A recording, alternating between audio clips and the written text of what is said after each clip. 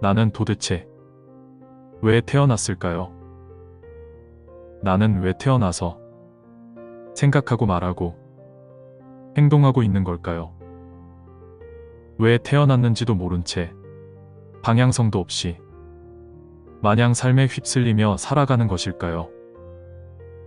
내가 뭘 좋아하는지도 잘 모르겠고 도대체 뭘 해야 할지 갈피를 잡기가 어려운 걸까요? 왜 이렇게 힘든 일들을 겪으면서 고민하고 애를 쓰고 아둥바둥 사는 것일까요? 가끔 왜 이렇게 무기력하기도 하고 허무하기도 하고 공허감이 밀려드는 걸까요?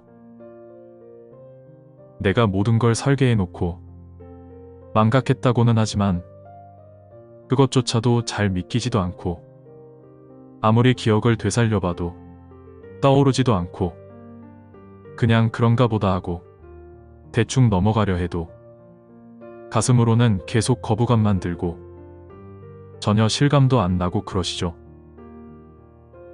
내가 태어난 건 나의 선택이다 라는 건 누군가가 속 시원하게 증명해 줄 수도 없는 문제이다 보니 긴가민가 하는 생각만 드는 게 당연합니다. 실감도 안 나고 기억도 안 나니 쉽게 받아들여지지 않을 수밖에 없죠. 만약 이걸 쉽게 이해하고 받아들인다면 그 사람이야말로 비정상인일 겁니다. 사실 영성, 마음 공부, 내면 탐구 분야는 제정신으로는 제대로 접근하기가 어렵습니다. 반쯤은 의식을 그냥 놓아버려야 하죠. 그래서 깊은 명상 상태와 같은 세미 트랜스 상태를 만드는 게 필수입니다. 일반적인 상식적 사회 가치관으로는 도저히 받아들일 수 없는 내용들이다 보니 제정신으로는 이해도 수용도 안 될 테니까요.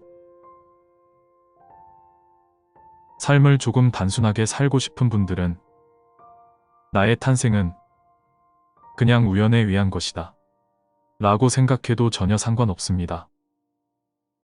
그렇게 받아들이고 이해해도 살아가는 데는 별다른 지장이 없으니까요. 나는 그냥 우연히 무에서 태어났고 죽어서 그냥 다시 무의 상태로 돌아간다고 생각해도 전혀 무방합니다. 그런 체험 역시도 하나의 삶의 방식이기에 삶을 조금 진지하게 탐구하듯 자신의 본질과 근원을 찾고 싶은 분들은 나는 왜 태어났을까? 에 대한 질문을 차근차근 파고들어 보시기 바랍니다. 그러면 삶의 비밀들이 한꺼풀씩 벗겨지면서 삶의 치밀하고 정교한 얼개의 메커니즘이 조금씩 명확하고 선명하게 드러날 겁니다. 나의 탄생은 과연 내가 선택한 것일까? 만약 그렇다면 왜 전혀 기억이 나지 않지? 기억이 나지 않게 하는 이유가 뭘까? 망각이라는 장치는 왜 필요한 걸까? 만약 모든 걸 기억하게 되면 어떻게 될까? 나의 전생들을 선명하게 기억하고 사후세계에서의 삶을 모두 기억해낸다면 과연 현생의 삶에 어떤 영향을 줄까? 내가 태어난 이유를 어려서부터 명확히 안다면 나는 지금 어떤 모습을 하고 있을까? 내가 체험하고자 설계한 삶이 어떤 건지 뚜렷이 안다면 나는 과연 그걸 받아들일까? 삶의 설계와 디자인을 마음대로 바꿀 수 있다면 삶의 메커니즘이 제대로 굴러갈 수 있을까?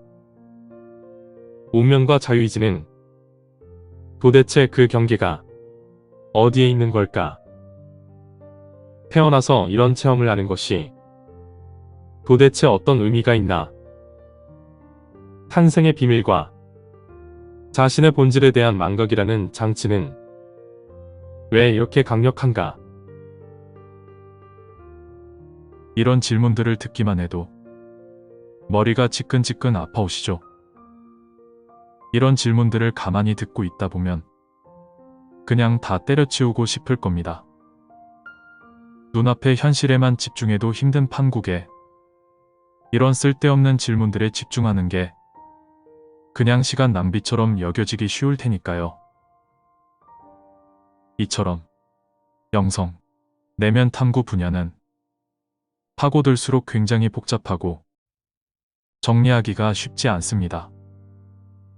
이런 질문들에 대한 자기만의 답들을 모조리 명쾌하게 찾아나가야 하니까요. 하나라도 막혀버리면 진도가 안 나갑니다. 그래서 계속 멈춤 현상이 발생하게 되죠. 나는 왜 태어났을까? 라는 질문을 집요하게 추적하다 보면 본질 의식, 근원 의식에 대한 갈구가 서서히 증가하게 됩니다. 나의 뿌리를 찾고자 하는 열망이 무엇보다 강력해진다고 할 수 있죠. 육체적 뿌리는 나의 부모임이 명백하지만 인간은 육체 이상의 존재라는 걸 인식하기에 영적인 뿌리, 영적인 고향을 찾아서 보다 근본적인 의문을 해결하고 싶은 열망이 생겨나는 건 아주 자연스러운 현상입니다.